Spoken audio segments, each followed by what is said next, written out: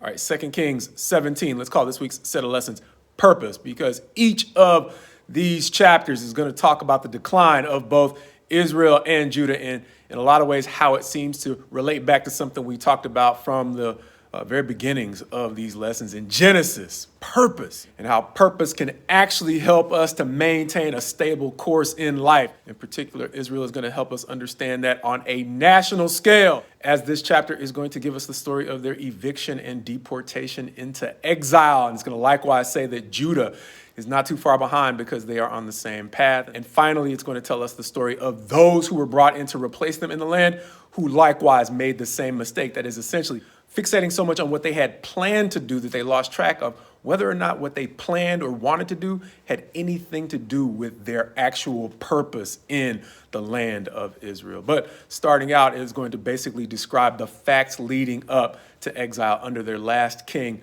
Hosea. It's going to tell us how Hosea basically repeated the pattern that preceded him, taking the baton from kings who walked in the way of Jeroboam, the first king of the divided northern 10 tribes, who basically took God's promise that you can have as much longevity as I promised David if you will simply make healthy choices. He basically said, I do not trust that if I allow the people to go back to Jerusalem in the southern half of the split nation, that they'll actually come back to me. So in trying to hold the people too tight, he essentially drove them away. And he set a pattern that has now led all the way up to the exile, where all of the kings, whether or not they were that uncertain about whether or not they could keep control, they liked the ability to do whatever they wanted. But this chapter doesn't just give us the story of how they were carted off into Assyrian captivity. It gives us a history that looks a lot like the book of Deuteronomy in its structure of giving us the history of how they got up to the point of choices, where God said, look, you got two choices, blessing or curse. And what you tell me you're going to do has very little to do with whether or not you'll have the blessing or the curse.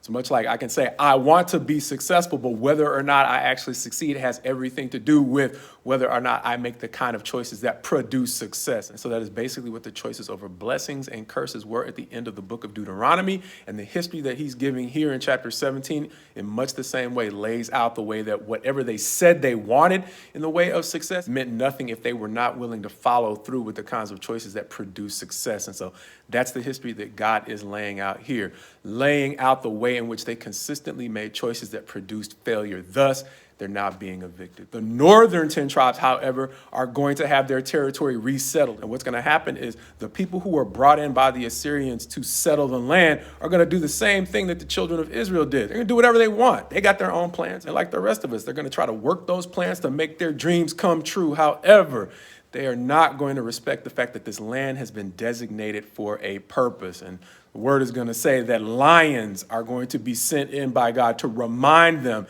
that this isn't just their property. This is land that has been dedicated for a specific purpose, and it is essentially ground zero for God restoring the entire world to a place where people can be both successful and successful around one another while they live in peace, not having to worry about people envying what one another has, not having to worry about whether or not they can trust the word of their neighbor because their neighbor actually has an eye towards something else that they have, or having to worry about their own personal safety around people who, for whatever reason, whether it's feeling threatened, wanting to get even, or wanting what someone else has, believes that violence is the way to get a neighbor to cooperate with whatever their plans are. He's saying that there is a way to be both successful and secure, and Israel is the place where he is showing all humanity how to get to that point, understanding that all these other nations that are living around Israel have failed to reach that point on their own.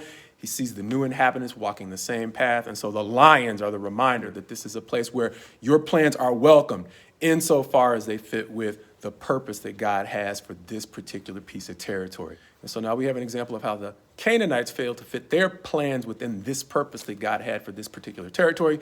Likewise, the children of Israel failed to fit their plans within that purpose that God had for this territory. And likewise, we are now seeing the new inhabitants of the land failing to fit their plans within the purpose for this property, which is ground zero for God helping us to see what it actually looks like for people to succeed at peace with everyone around them. But the next chapter is going to give us an opportunity to see how a leader by the name of Hezekiah reconciles his plans with God's purpose to have Judah be that example.